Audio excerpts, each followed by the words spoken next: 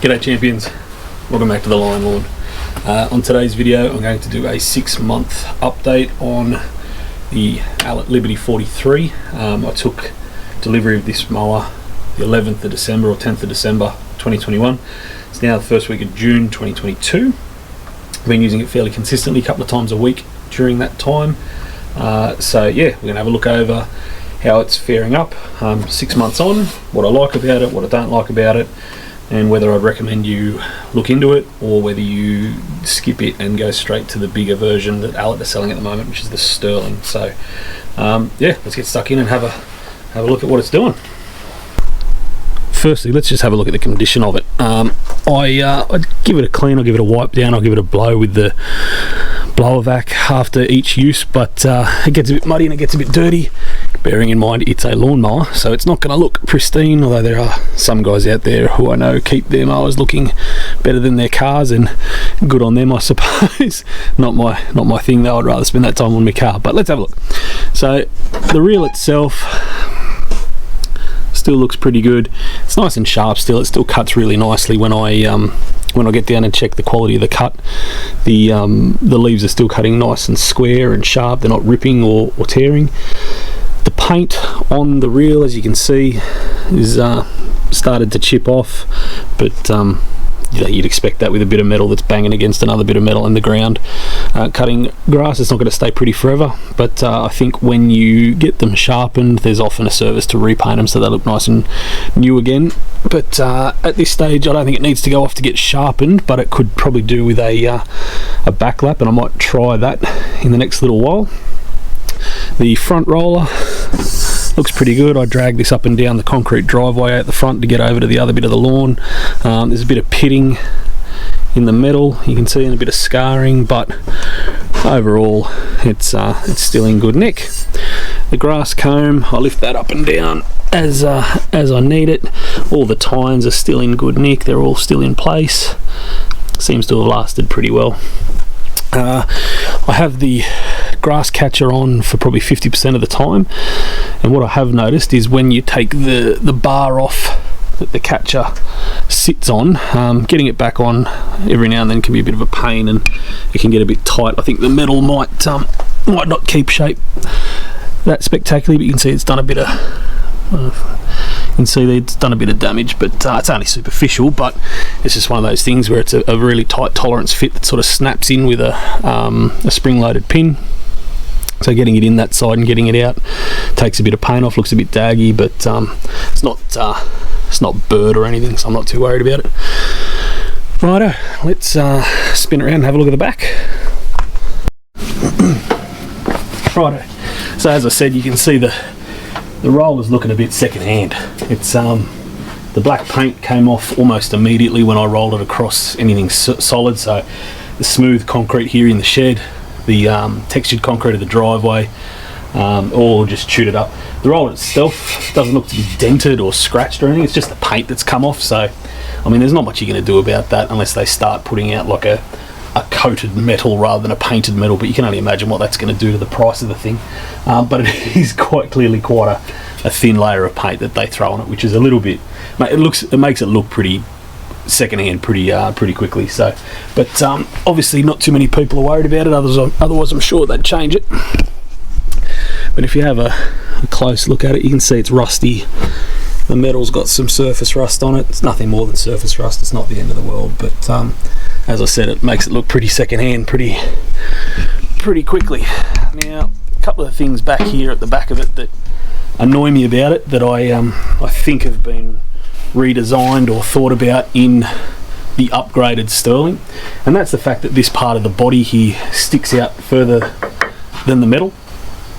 So when you pull them up onto say up over the garden edge or up onto the driveway, it bangs into the plastic rather than onto the drum. So like I said, I think in the new models this piece isn't cut like that, but it misses it so that the drum's the first thing that sort of hits into it. But what I have seen a few guys do is wrap along their drum in grip tape, like you'd see on the edges of steps and stuff.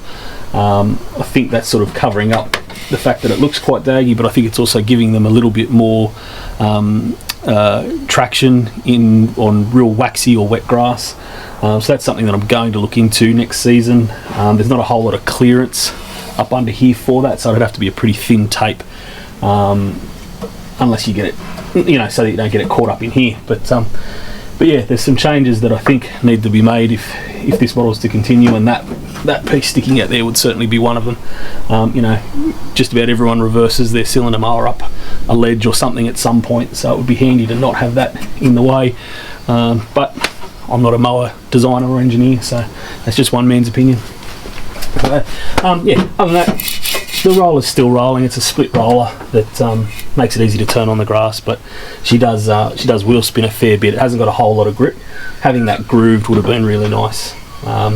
It's probably not a deal breaker, but certainly something to think about if you actually, that is something, if you're like me, I have a sloped yard, so I find that I can really only cut in one direction, because if I go across the slope, because this thing has no traction, the mower slides down. So if you've got a really slopey yard, you might consider something with a grooved roller instead of this, or the grip tape situation might be something you could look into. So anyway, let's have a little look at the internal bits.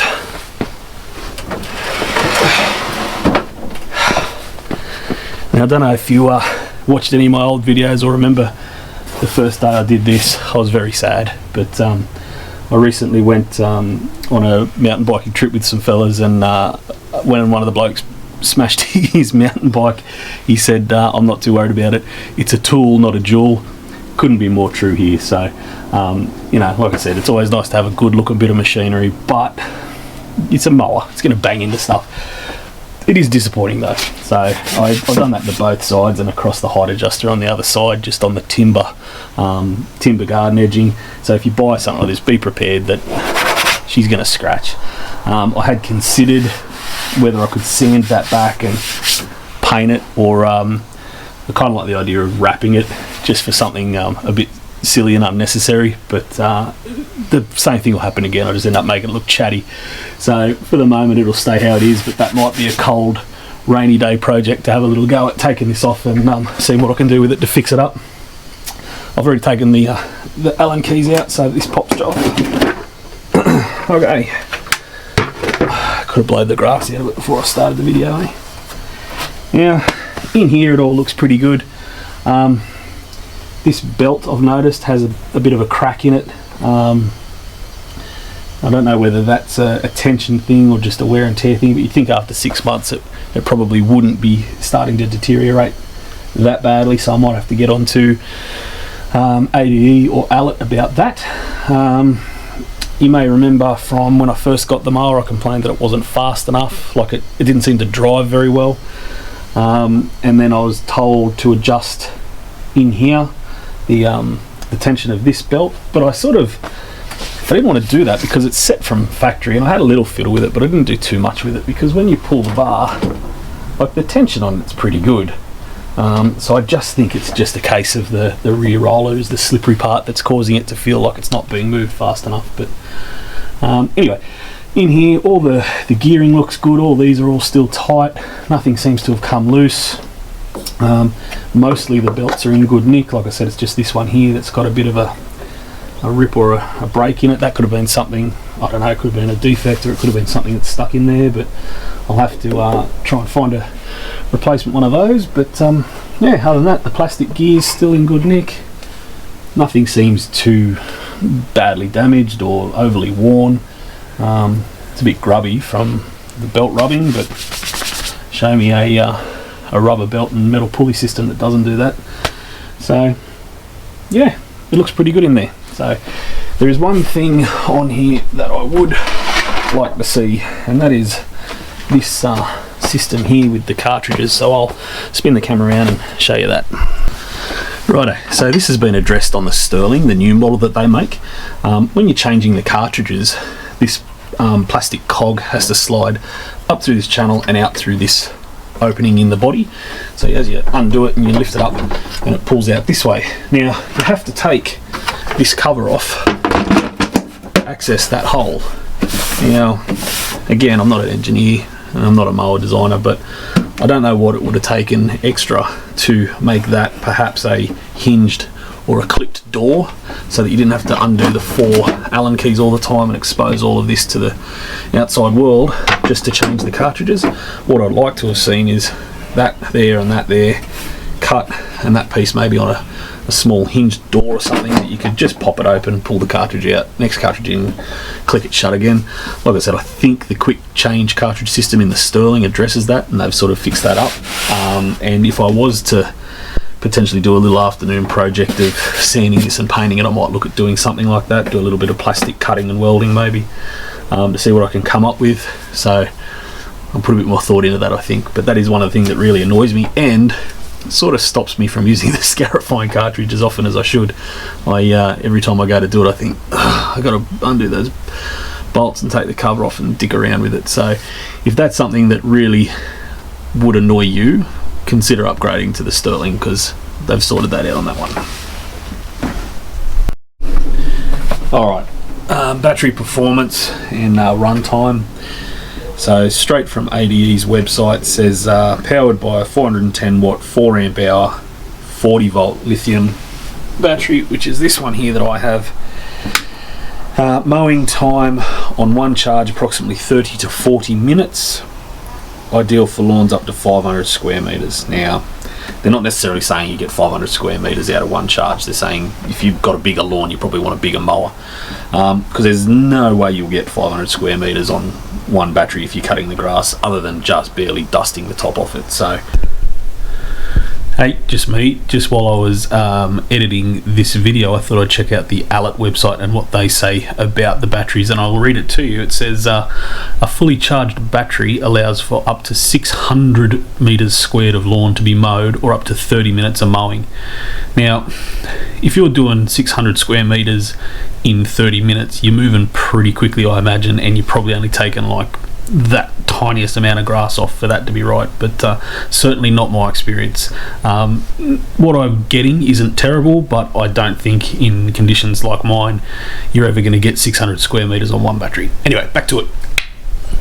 I use 2 batteries now when I do the lawn.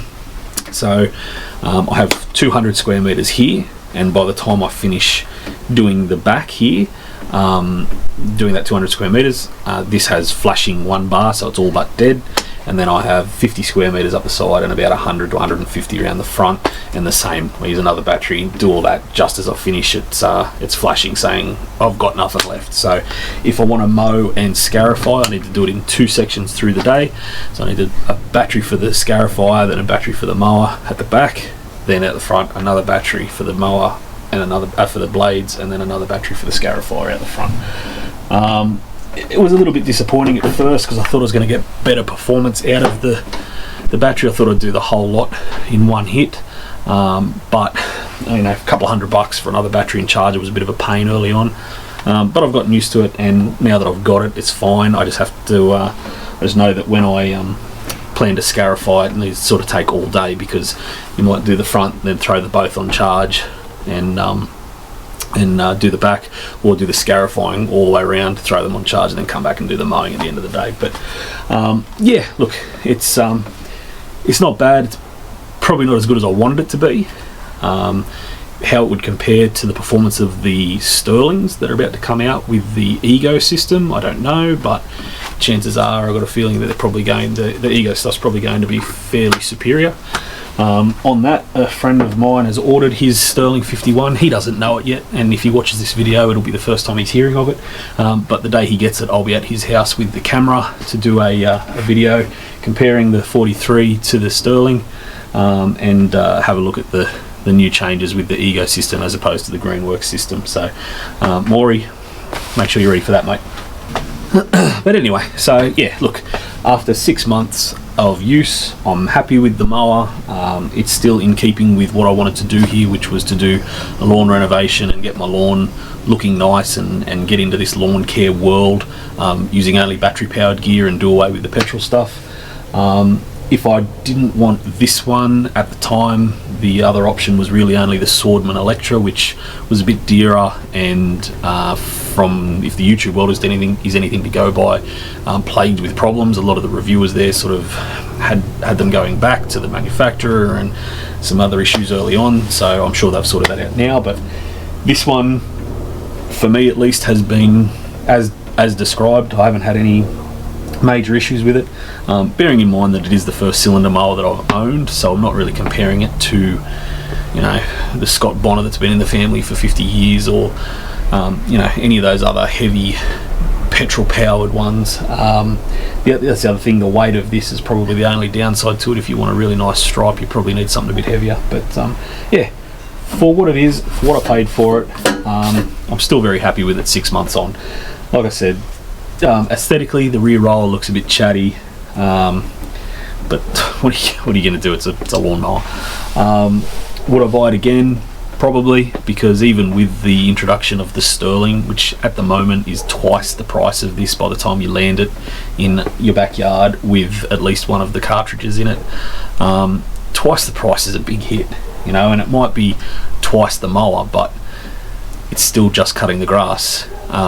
You know, it's not, while there may be certain aspects to it that are better, it's just cutting grass blades. So you know, there are people out there who are happy to spend big to get the top of the line things, but if you don't need that quick change system, if you're not the sort of guy who's going to be doing you know, Scarify, verti-cut, grooming and those sorts of things, and all you want is a mower, a battery mower, I would look seriously at this instead of the Sterling. But if you were going to be the guy that uses all the cartridges and gets fully into it, maybe the Sterling's the better option. But no, as far as I can tell, this has been a good purchase for me.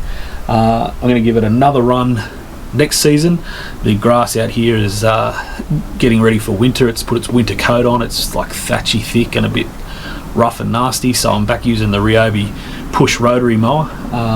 But next season I'm going to do another renovation, because I think one more reno on it and it's going to start looking really, really nice out there. So this will get it work out then. I might get another couple of cartridges if I can come across some at a decent price. But yeah, for the most part I'm very happy with this machine, and probably would purchase it again if I was in the market right now. This would be the one I'd be looking at as well. So alright, I might leave it there, and I'll catch you guys next time on the Lionel. Well, almost forgot while I was packing up. I had two more very quick things to do, and here it is. Two more stickers. Oh, hang on. Swing us around. There we go. First up we have Lawn Inspiration, came through the other day. Thank you, mate, you're on the board. Oh, it's more like a dinner plate than a sticker. Jeez, good on you, mate. And the Adelaide Wonder himself, Dan the man. Thank you, champion. Hope you find a nice spot for mine to go somewhere up there, probably in the top, in the middle, on top of everyone else's if you can. Mate on the auto's fine, I don't care. Righto, good on you, legends. See you later.